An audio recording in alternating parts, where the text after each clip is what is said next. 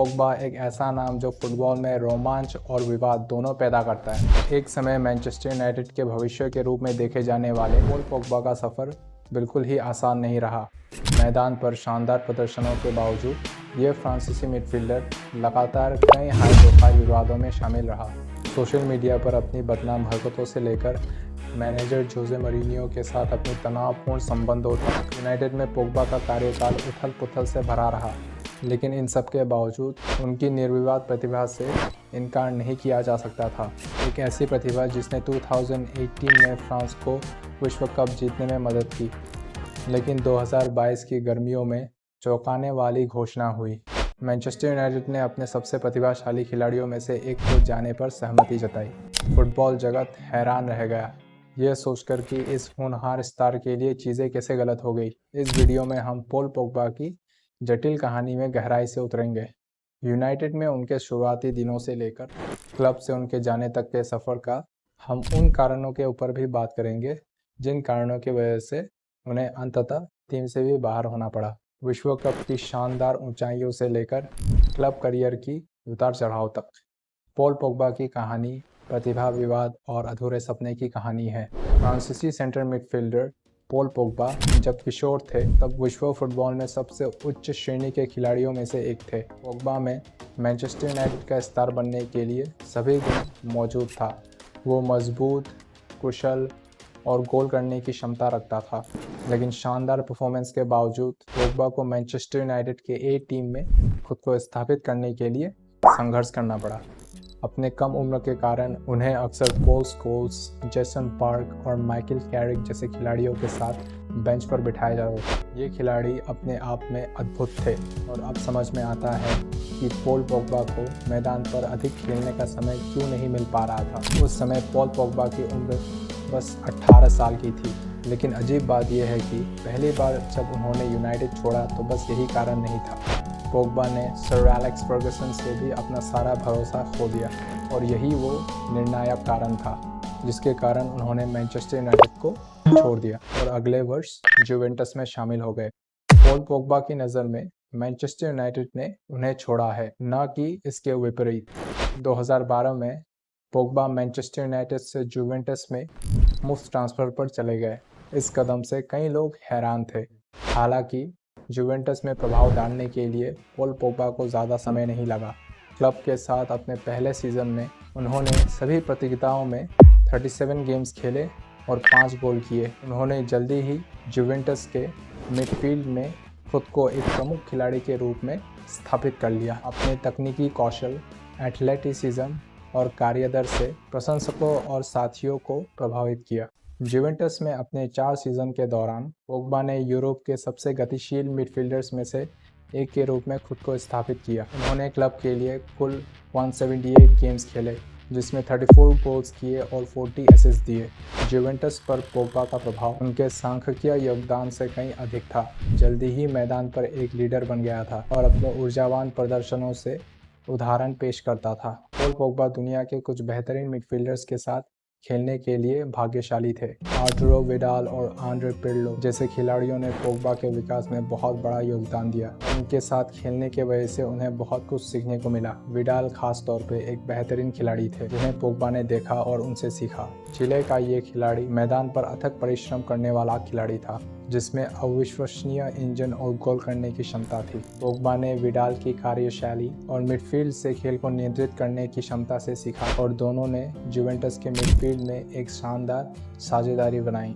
इस बीच Pirlo Juventus के midfield में एक अधिक अनुभवी और दिमागदार खिलाड़ी थे। वो अपनी पासिंग क्षमता और बॉल पर बुद्धिमत्ता के लिए प्रसिद्ध खिलाड़ी थे। पॉल पोग्बा ने उनके साथ खेलकर बहुत कुछ सीखा। बॉल पर पिर्लो की शांतता और खेल को पढ़ने की क्षमता ने पोग्बा को अपनी पासिंग क्षमता और खेल की समझ को विकसित करने में मदद की। कुल मिलाकर जुवेंटस में पोग्बा का समय एक खिलाड़ी के रूप में उनके विकास के लिए महत्वपूर्ण था और उनके खेल पर उनके प्रभाव के लिए विडाल और पिर्लो जैसे खिलाड़ियों का बहुत बड़ा योगदान था। उनके मार्गदर्शन ने पोग्बा को दुनिया के सर्वश्रेष्ठ मिडफील्डर्स में से एक बनने के लिए मदद की। लेकिन इटली में अपनी सफलता के बावजूद अफवाहें फैलने लगी कि पोग्बा जुवेंटस को छोड़कर इंग्लैंड वापस जाना चाहते हैं। मैनचेस्टर यूनाइटेड, जिस क्लब को उन्होंने कुछ साल पहले ही छोड़ा था, अब पॉल पोग्बा को वापस अपनी टीम में शामिल करना चाहते थे। और फिर क्या था, वे ओल्ड ट्रैफर्ड में पोग्बा को वापस लाने के लिए 89 मिलियन यूरो के विश्व रिकॉर्ड फीस देने के लिए तैयार हुए। पोग्बा की मैनचेस्टर यूनाइटेड में वापसी पर क्लब के प्रशंसकों ने उन्हें बड़े उत्साह के साथ स्वागत किया। यूनाइटेड का मानना था कि पोग्बा मिडफील्ड में खोई हुई जगह को भर देंगे। मैनचेस्टर यूनाइटेड के प्रशंसक पोग्बा से काफ़ी ज़्यादा उम्मीद लगाए बैठे थे। पोग्बा का यूनाइटेड के साथ दूसरा कार्यकाल धीरे धीरे शुरू हुआ, क्योंकि क्लब में वापस आने के बाद पहले कुछ महीनों में उन्हें अपने फॉर्म हासिल करने में संघर्ष करना पड़ा। हालांकि धीरे धीरे उन्होंने अपनी लय हासिल की और खुद को यूनाइटेड के मिडफील्ड में एक प्रमुख खिलाड़ी के रूप में स्थापित किया। यूनाइटेड में अपने दूसरे सीजन के दौरान पोग्बा ने क्लब को यूरोपा लीग खिताब जीतने में महत्वपूर्ण भूमिका निभाई। उन्होंने प्रतियोगिता के सेमीफाइनल और फाइनल दोनों में महत्वपूर्ण गोल स्कोर किए, जिससे यूनाइटेड को उनकी वापसी के बाद पहली बड़ी ट्रॉफी जीतने में मदद मिली।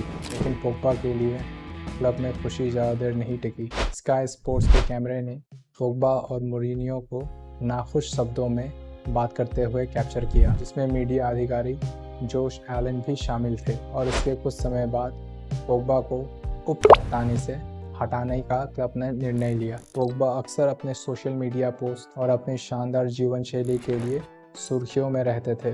कुछ प्रशंसकों और पंडितों ने अपने करियर को गंभीरता से न लेने के लिए उनकी आलोचना की, लेकिन आलोचनाओं के बावजूद पॉल पोग्बा मैनचेस्टर यूनाइटेड के लिए खेलना जारी रखते हैं। लेकिन जैसे जैसे समय बीतता गया, पॉल पोग्बा का रिश्ता जोसे मोरिनियो के साथ और भी बिगड़ता चला गया और उससे कुछ समय बाद जोसे मोरिनियो को क्लब छोड़ने पर मजबूर कर दिया गया, जबकि 2 साल के कार्यकाल के दौरान उन्होंने कई ट्रॉफी जीती थी। मैनचेस्टर यूनाइटेड ने फैसला किया कि अब फिर से अपने घाटे को कम करने का समय आ गया है और यूनाइटेड ने पोग्बा को उसी टीम में भेज दिया जहां से उन्होंने पोग्बा को खरीदा था, जुवेंटस। और जुवेंटस में जाने के बाद भी पोग्बा का वही हाल था। वो कभी उम्मीदों के मुताबिक परफॉर्म ही नहीं कर पाए, जिसके वजह से जुवेंटस ने भी पोग्बा पर से अपना भरोसा खो दिया। और कई बार देखा गया कि पोग्बा का स्टार्टिंग लाइनअप में चयन नहीं हो पाता था। पॉल पोग्बा पहले के मुकाबले एक पूरी तरह से अलग खिलाड़ी बन चुका था। ना ही उनसे स्किल्स हो पा रहा था और ना ही वो गोल स्कोर कर पा रहे थे। लेकिन फुटबॉल की जगत को सबसे बड़ा झटका तब लगा जब पॉल पोग्बा ड्रग टेस्ट में पॉजिटिव पाए गए और जिसके वजह से उन्हें 4 सालों के लिए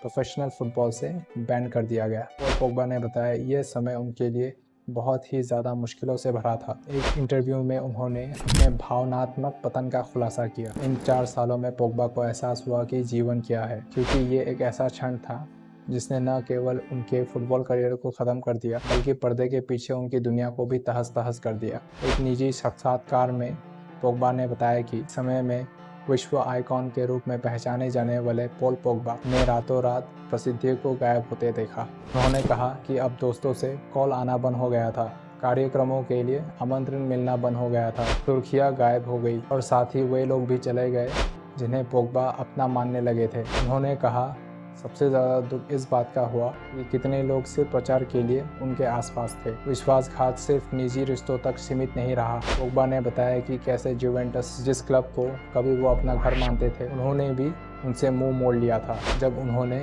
फिटनेस कोच और मानसिक सहायता के लिए मदद मांगी। जुवेंटस ने पोग्बा का साथ नहीं दिया। जीवन के उस पहलू के दौरान पोग्बा ने बताया कि दिन लंबे थे, अक्सर असहनीय।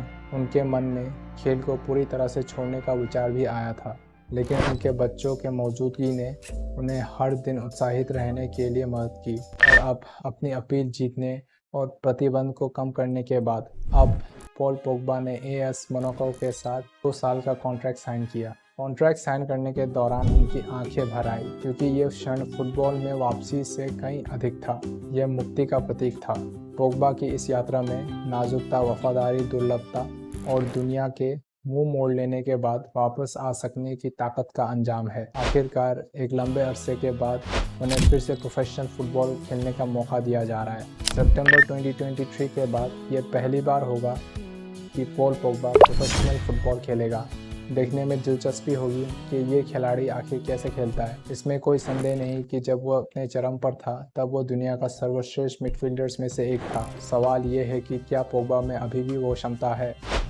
मुझे लगता है प्रशंसकों के लिए याद रखने की सबसे महत्वपूर्ण बात यह है कि आपके पास एक भूखा खिलाड़ी है जो लोगों को गलत साबित करना चाहता है। वो दिखाना चाहता है कि उसके पास अभी भी उच्चतम स्तर पर गुणवत्ता है। शायद अब उसमें पहले जैसी सहनशक्ति नहीं है, लेकिन खेल के बारे में उनका ज्ञान और अनुभव के साथ इसमें कोई संदेह नहीं है कि वो मोनाको के लिए एक वास्तविक संपत्ति हो सकता है। ये देखना दिलचस्प होगा कि ये खिलाड़ी आखिर कैसे खेलता है। और 2026 में विश्व कप होने वाला है। क्या पॉल पोग्बा अपनी जगह फिर से फ्रांसीसी राष्ट्रीय टीम में बना पाते हैं या फिर किसी और बाधा का उन्हें सामना करना पड़ेगा। पॉल पोग्बा की कहानी एक चेतावनी है कि सफल होने के लिए प्रतिभा पर्याप्त नहीं है, उसे सही माहौल और सही मानसिकता की भी ज़रूरत पड़ेगी। फिलहाल के लिए इतना ही। अगर वीडियो पसंद आया तो ज़रूर लाइक करें और आप क्या सोचते हैं अपनी राय कमेंट बॉक्स में शेयर करना मत भूलिए और मुझसे जुड़े रहने के लिए सब्सक्राइब कर लीजिए।